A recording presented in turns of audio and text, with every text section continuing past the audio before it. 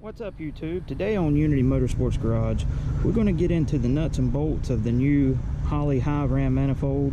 We're going to talk about what it comes with and what you can expect out of the box.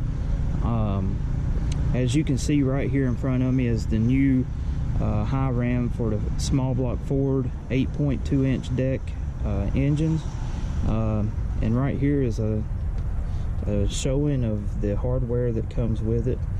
You can see that you have your gasket for your upper and lower plenum, carburetor studs, all of the pipe plugs to go into the back of the manifold, nuts, bolts, and one final plug back there for a sensor if you were running fuel injection.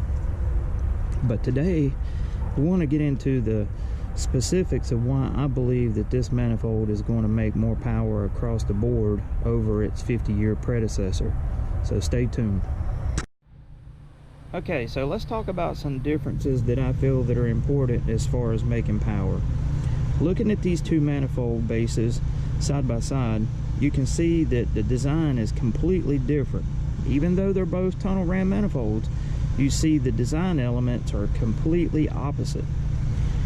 Now, one reason why I believe this manifold is going to make more power is, let's look at the line of sight that the runners provide. You can see almost the entire port exit of each runner as it goes down, okay? When you look at the old wind, you see that while you can still see it, it's not exactly the cleanest line of sight, okay? So that's one thing.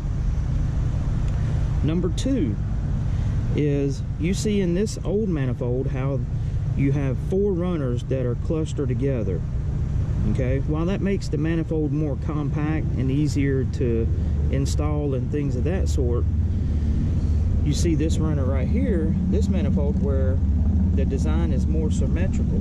Now, why is that? My personal belief is, when an engine runs, you got to follow the firing order of that engine. So in a typical small block Ford, you got 1, 3, 7, 2, 6, 5, 4, 8. So 6 comes before 5 by 90 degrees, okay? And what happens is, as air is going down into this runner here for the number 6 cylinder, number 5 is getting ready to fire 90 degrees behind it. And what ends up happening is, the number 5 cylinder will actually rob air from the number 6 cylinder. So you get a imbalance of distribution inside the manifold when that takes place. Looking at this here, you can see how the runners are spread more evenly, and so getting that cross draft from cylinder to cylinder would be a less likely occurrence. Now, is it still going to happen? Yes, because it's still a common plenum, okay? Now, mind you, we're talking about carbureted setups here. You know, fuel injection, things can be monitored a lot more closely because you deliver the fuel through each individual injector, and you can deliver the same amount. So that's another reason, okay? The third is the size of the runner and the port itself, okay? This is something that I want to get into on this manifold specifically, okay? While this is in an 8.2 deck configuration, it is my opinion, and of David Vizard, my buddy, we have talked about this, that these runners are really sized for something a little larger in cubic inch than, say, a 302. Now, is that to say that this isn't going to work on a 302? Absolutely not. But you're going to have to turn a lot more RPMs to see any gains with it. You know, really, this manifold should be put on something like a strong, healthy 331 or 347 or 363 to really realize the gains of it because of the cross section here, okay? That's just the beginning side of the scale. You know, I chose this for my 393 because actually this runner size is just about perfect for my combination on my 393, and so I'm looking for it to deliver strong torque and power. Okay, next we're going to talk about my next reason why I believe this manifold is going to make more power, and that is plenum volume. As you can see how this manifold is designed, you have a lower and then you have the upper top here.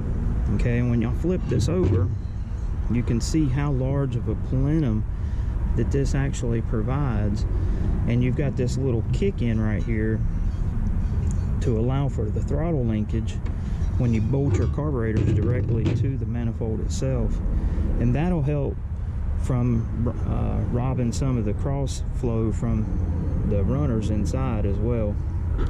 Now when you compare that volume size to the one from the 1970s, there is no difference. I mean, this plenum is very small. While it's very efficient, you know, in carbureted applications, typically when you add more plenum volume, you will see an increase in power.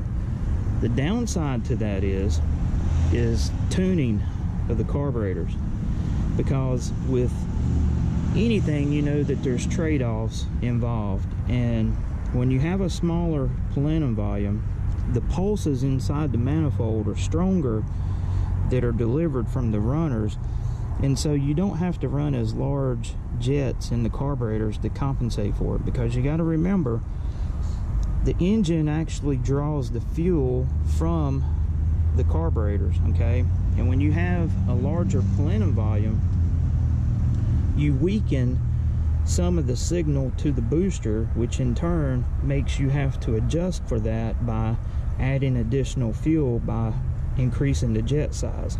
So something to keep in mind when you do something like this, if you go from one to the other, and we will probably see it, I know we'll see it when we dyno test my truck, is the jet requirements for this manifold will probably be a lot different than the one from the earlier manifold.